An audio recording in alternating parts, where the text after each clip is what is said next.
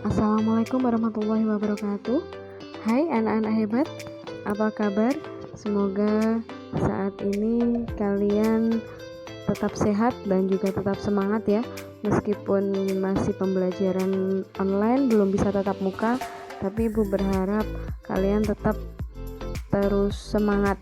Apalagi ini adalah masih bulan kemerdekaan, jadi tetap harus semangat belajar. Untuk kali ini Ibu akan mengajak kalian jalan-jalan ke Eropa, karena materi yang akan kita bahas adalah pemikiran yang melandasi peristiwa penting di Eropa serta pengaruhnya di Indonesia. Nanti kalian akan belajar sejarahnya Eropa, bagaimana Eropa itu berkembang menjadi sebuah benua yang besar, kemudian negara-negaranya juga akan maju. Itu karena pemikiran-pemikiran yang melandasinya. Kenapa sih Bu, kok kita harus belajar Eropa? Nah, karena nanti akan berpengaruh bagi Indonesia. Jadi di sini pokok bahasan yang akan kita bahas ada 2, pemikiran dan peristiwa penting di Eropa. Kemudian yang kedua akan disambung dengan pengaruh pemikiran dan peristiwa penting di Eropa bagi masyarakat Indonesia. Nah itu kenapa kok Eropa ini akan kita bahas, karena memang akan berpengaruh kepada Indonesia. Langsung ya kita masuk ke pemikiran dan peristiwa penting di Eropa.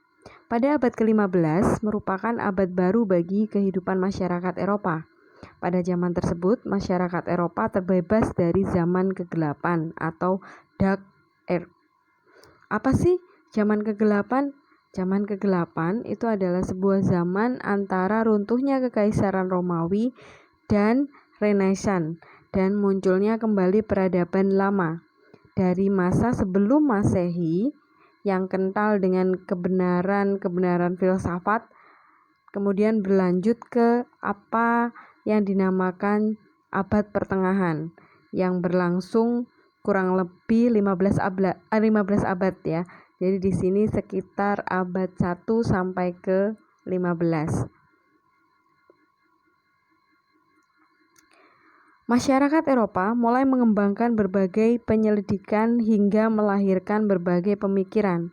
Nanti yang akan kita bahas ada 5. Jadi ada Renaissance, kemudian ada Aufklärung, ada reformasi gereja, kemudian ada merkantilisme, dan ada ada revolusi industri. 5 hal ini yang akan kita bahas.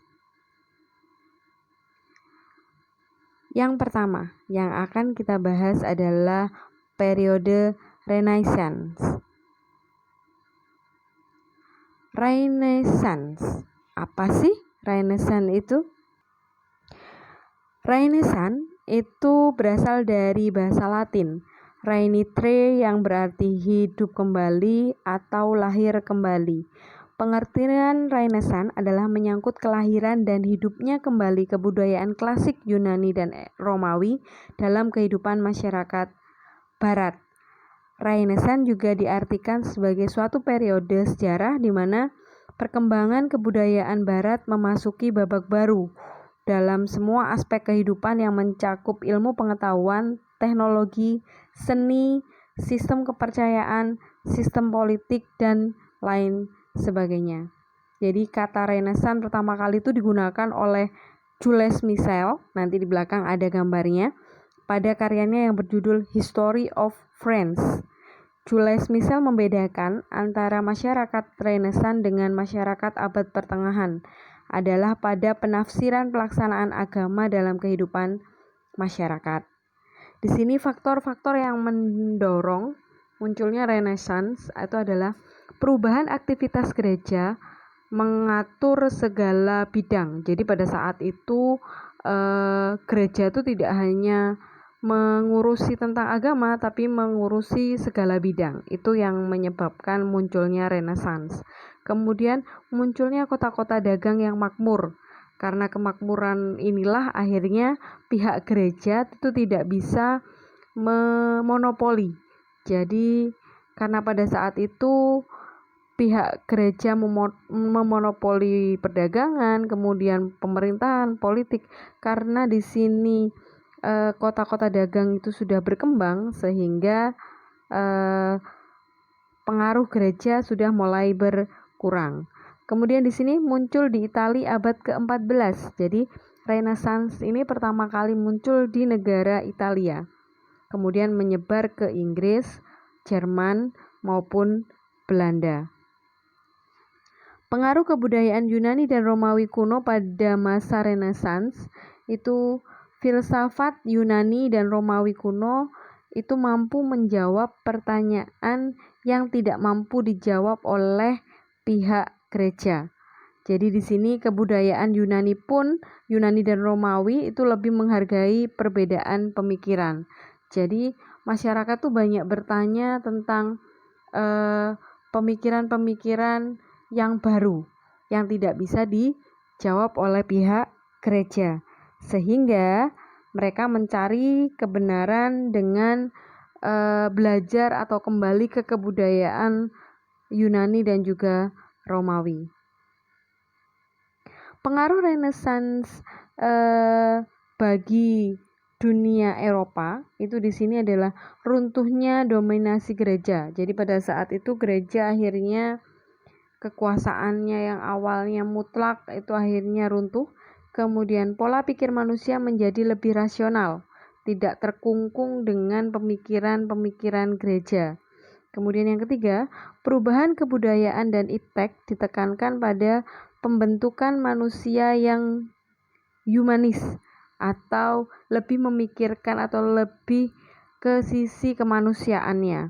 Kemudian munculnya penjelajahan samudra yang nantinya orang-orang Eropa itu akan sampai ke Indonesia. Kemudian penemuan-penemuan baru di bidang seni, sastra, dan juga ilmu pengetahuan, serta munculnya seniman dan juga ilmuwan-ilmuwan. Di sini ini yang membuat Renaissance ini pengaruhnya cukup luar biasa di wilayah Eropa maupun sampai ke wilayah kita yaitu Indonesia. Ini adalah tokoh-tokoh Renaissance atau tokoh-tokoh pada saat itu tokoh-tokoh Eropa. Di sini ada yang ibu bahas di awal tadi. Inilah yang namanya Jules Michel. Jadi orang yang pertama kali menggunakan kata Renaissance dalam penulisan karya bukunya. Kemudian di sini ada Leonardo da Vinci. Kalian tahu Leonardo da Vinci? Leonardo da Vinci adalah salah satu tokoh di bidang seni dan juga budaya. Kemudian di sini di bidang seni dan juga budaya masih ada yang namanya Albrecht Dürer. Jadi di sini bidang seni ya. Untuk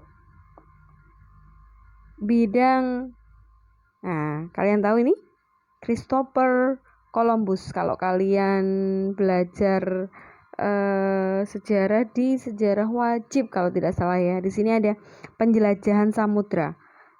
Ya, kalau kalian sudah belajar itu kalian pasti kenal dengan Christopher Columbus. Ini adalah salah satu penjelajah samudra yang pertama. Kemudian ada juga Ferdinand Magellan. Jadi di sini Ferdinand Magellan juga melakukan penjelajahan samudra. Itu adalah tokoh di bidang penjelajahan samudra. Berikutnya adalah ada tokoh yang namanya Nicolaus Copernicus. Ini adalah tokoh di bidang ilmu pengetahuan. Nah, siapa sih? Nanti kalian yang akan cari siapa sih Nicolaus Copernicus itu. Kemudian nanti siapa sih Columbus. Nanti silakan kalian cari ya.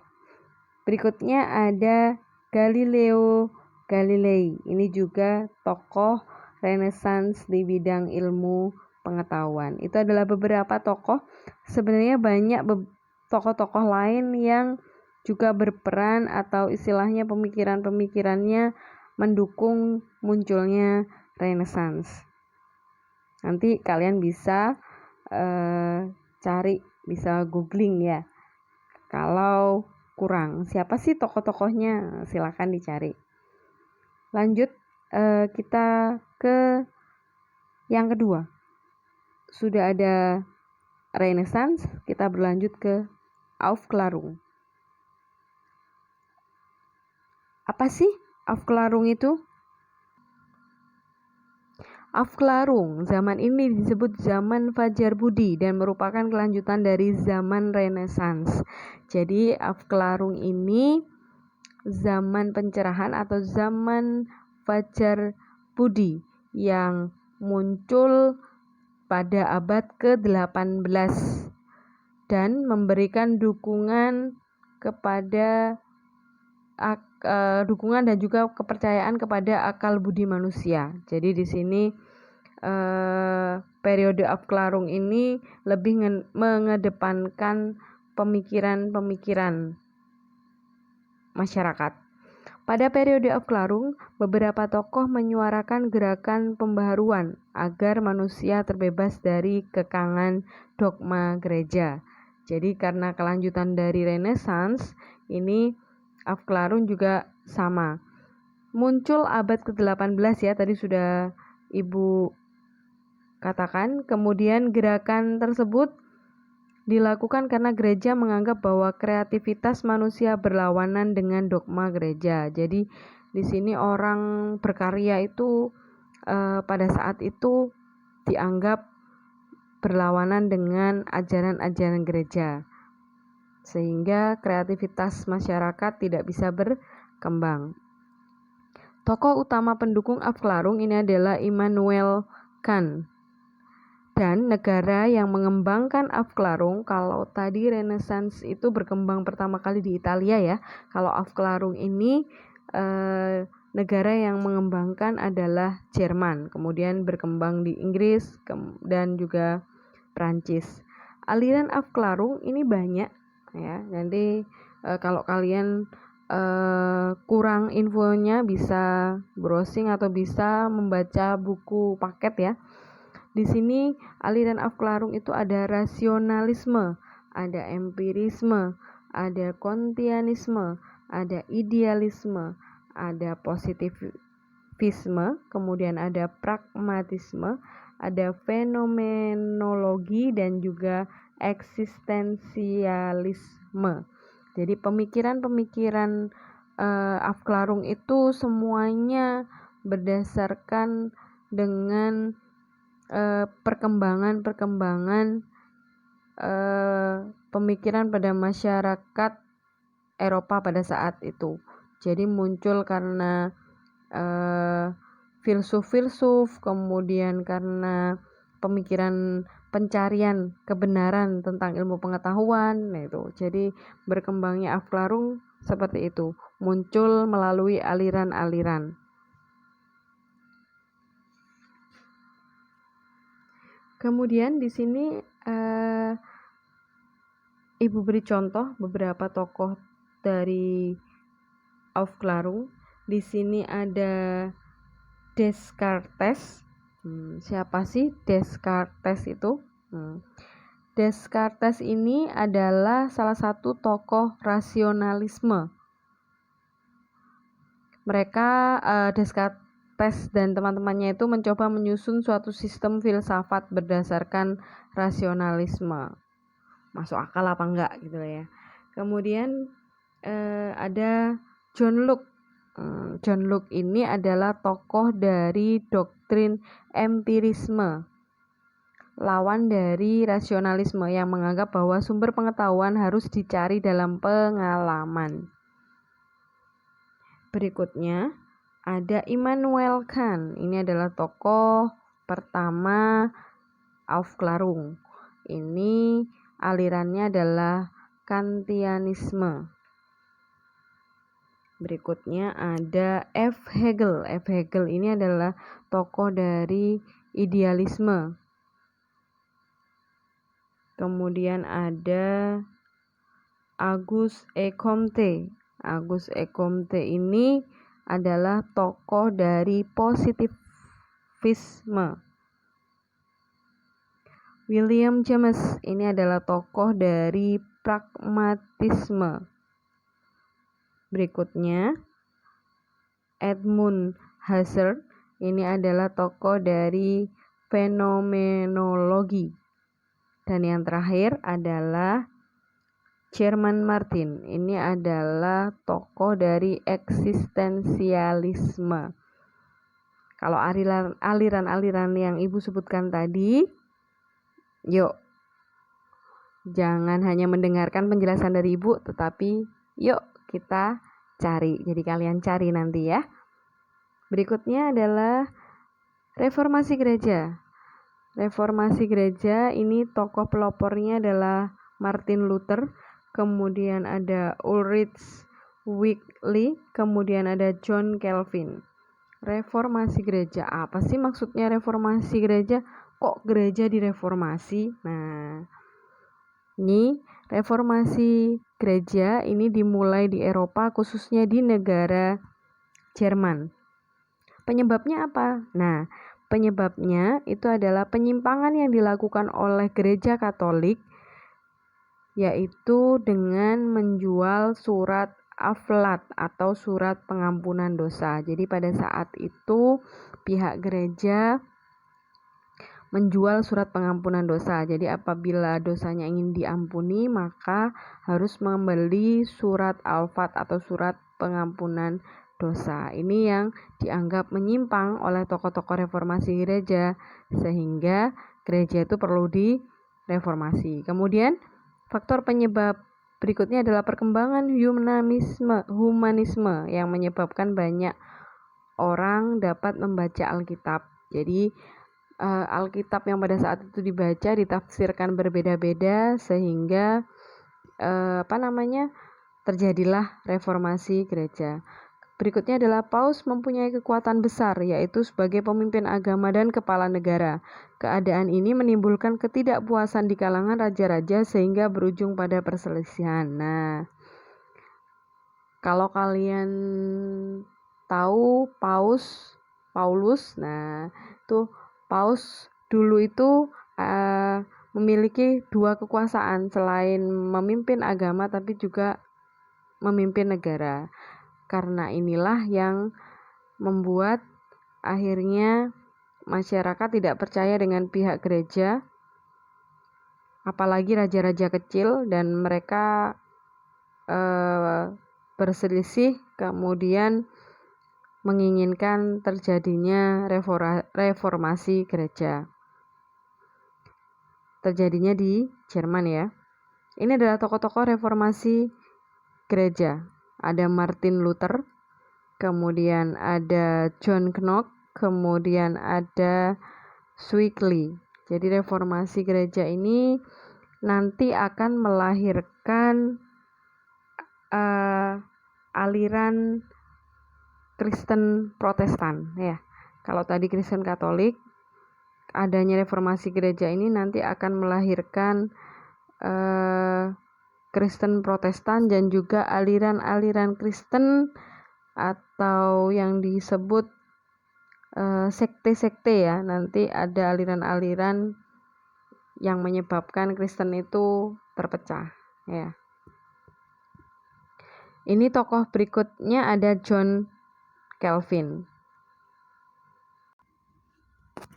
Apakah ada pengaruhnya Bu reformasi gereja dengan Indonesia? Jelas ada. Di sini reformasi gereja itu menyebabkan berkembangnya ajaran agama Kristen sehingga dibawa oleh penjelajah samudera pada saat itu masuk ke Indonesia. Jadi munculnya agama Kristen Katolik maupun Kristen Protestan itu juga karena pengaruh ini, munculnya reformasi gereja, kemudian mereka melakukan penjelajahan samudera, masuklah ke Indonesia, menyebarkan agama Kristen. Kalau Kristen Katolik itu dibawa oleh Portugis dan juga Spanyol, Kemudian kalau Kristen Protestan ini dibawa oleh Belanda, nanti masuk ke Indonesia pada abad ke-15 dan juga abad ke-16. Berikutnya ada merkantilisme. Merkantilisme ini adalah berasal dari kata merchants yang artinya pedagang. Suatu teori ekonomi yang menyatakan bahwa kemakmuran suatu negara ditentukan oleh banyaknya aset yang dimiliki oleh negara tersebut. Itu merkantilisme ya. Jadi semuanya diukur dengan logam mulia. Mengumpulkan emas dan perak sebanyak-banyaknya untuk dimasukkan ke kas negara. Logam mulia dijadikan ukuran kekayaan, kesejahteraan, dan kekuasaan suatu negara. Itu adalah merkantilisme. Negara merupakan satu-satunya penguasa penguasa ekonomi. Tujuan utama kegiatan perekonomian adalah mendapatkan logam mulia sebanyak-banyaknya. Negara pertama yang menerapkan merkantilisme adalah Prancis, baru diikuti negara-negara Eropa yang lain. Ini adalah tokoh-tokoh merkantilisme. Jadi negara kaya itu diukur dengan banyaknya logam mulia. Itu intinya dari merkantilisme. Ini ada Jean Baptiste Colbert, ada Jean Bourdin, ada Thomas More. Lanjut ada sebelumnya, merkantilisme apakah ada pengaruhnya bagi Indonesia? Jelas ada. Nanti Indonesia akan dikuasai oleh Belanda, dan nanti Belanda itu akan fokus mencari keuntungan sebanyak-banyaknya dan memanfaatkan kita, negara Indonesia, sebagai negara jajahan. Berikutnya adalah reformasi industri. Reformasi industri merupakan suatu fenomena yang mengubah kegiatan industri, ditandai dengan berubahnya sistem manual dengan tangan atau tenaga manusia dan menjadi menggunakan tenaga mesin. Itu revolusi industri ya. Pertama kali di Inggris. Kemudian revolusi industri ini berkembang ke negara-negara Eropa yang ditandai dengan penemuan berbagai teknologi. Jadi berbagai teknologi itu banyak ditemukan sehingga tenaga-tenaga manusia itu berkurang digunakan, banyak menggunakan tenaga mesin. Dampak dari revolusi industri, terjadi urbanisasi dari desa ke kota. Masyarakat Eropa sudah mulai berkembang ya, jadi sudah banyak yang lari ke kota. Kemudian terjadi perubahan sistem sosial kemasyarakatan. Jadi ada ada kaum pekerja, kemudian ada pemegang saham gitu ya. Kemudian muncul paham baru yaitu kapitalisme dan sosialisme. Di sini munculnya paham-paham kapital, semua diukur dengan modal, semua diukur dengan uang, semua diukur dengan logam mulia. Timbulnya imperialisme modern atau penjajahan secara modern. Maksudnya di sini penjajahan diambil sebanyak-banyaknya. Ya kita ini diambil sebanyak-banyaknya sumber daya alam dan juga sumber daya manusianya dimanfaatkan oleh negara-negara Eropa. Muncul industri secara besar-besaran. Jadi di Eropa muncul industri sehingga mereka berlomba-lomba mencari daerah untuk menghasilkan bahan baku untuk kepentingan industri. Lanjut ya, ini pengaruh pemikiran selain yang Ibu sebutkan tadi bersamaan dengan menjelaskan di sini pengaruh pemikiran dan peristiwa penting di Eropa menjalar ke dunia timur termasuk ke Indonesia. Tadi sudah dijelaskan ya, berbagai pemikiran menyebabkan negara-negara di dunia timur mengalami perubahan dalam berbagai kehidupan antara politik, ekonomi, sosial, dan budaya. Kita menjadi negara jajahan. Di bidang politik, praktek politik kolonial, kita dijajah ya, Indonesia dikuasai oleh negara Eropa. Kemudian bangsa Eropa yang menguasai Indonesia, kalian sudah tahu Portugis pernah masuk, Spanyol pernah masuk, Belanda pernah masuk, Inggris juga pernah masuk. Tetapi yang paling lama adalah Ya, yang paling lama adalah Belanda. Munculnya paham-paham baru, ada liberal, kapital, sosialis. Nanti akan kita bahas di bab selanjutnya. Untuk bidang ekonomi, perkembangan industri gula. Di sini pabrik gula di Indonesia berkembang itu karena memang dulu pada masa Eropa ya, pada masa penjajahan Belanda. Kemudian pembangunan jaringan transportasi kereta api. Ini salah satu yang positif ya dengan adanya penjajahan untuk mengangkut orang maupun mengangkut hasil perkebunan. Pembangunan jaringan transportasi laut antar pulau itu juga berkembang. Pendirian bank untuk memberikan modal bagi pengusaha swasta yang akan membuka perkebunan. Ini masih keuntungannya masih bagi Belanda ya, belum ke kita. Kita masih sebagai negara jajahan itu penduduknya hanya sebagai pekerja. Bidang sosial, pendidikan. Nah, berkembangnya pendidikan, berdirinya sekolah itu salah satu dampak dari pemikiran-pemikiran di Eropa. Ada sekolah angka 1, sekolah angka 2, kemudian mulo. Jadi sekolah angka 1, angka 2 itu setara SD, mulo setara SMP, AMS setara SMA. Kemudian yang bisa melanjutkan adalah bisa melanjutkan ke sekolah Ausvia, sekolah pegawai, sekolah dokter, sekolah pegawai negeri, ada Ausvia, ada Stovia, ada Nias, dan juga ada Redshogen School, sekolah hukum ya. Penyebaran agama Kristen sudah tadi ya dibahas ya di depan. Jadi masuknya agama Kristen dengan sekte-sektenya, aliran-alirannya itu salah satu pengaruhnya. Budaya, pengaruh arsitektur barat. Bangunan-bangunan yang kalian lihat, bangunan-bangunan Eropa itu adalah hasil dari pengaruh arsitektur barat. Jendelanya besar-besar, kemudian atapnya juga tinggi-tinggi, itu bangunan Eropa. Yang masih ada sekarang itu adalah biasanya digunakan untuk kantor-kantor ataupun digunakan untuk cagar budaya. Belanda mulai membangun kota-kota, kemudian pemukiman perkotaan juga ditata. Yang ada sekarang masih dilestarikan dan dijadikan cagar budaya. Perubahan gaya hidup, pembangunan tempat pesta, kemudian pakaian. Kalau pakaian asli Indonesia itu adalah kebaya, tapi karena pengaruh dari barat akhirnya kita mengenal yang namanya blus, rok, gaun, kemudian pakai topi. Itu adalah kebudayaan barat. Kemudian di sini ada sistem Ristoffel atau penyajian makanan berurutan. Kalau dulu makan ya makan aja, tidak ada yang namanya makanan pembuka, menu utama, dan juga menu penutup. Itu dibawa oleh bangsa barat. Itu penjelasan dari Ibu.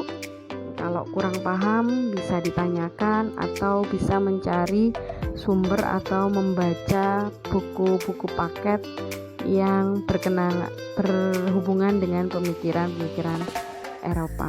Terima kasih atas perhatiannya. Semoga bermanfaat. Wassalamualaikum warahmatullahi wabarakatuh.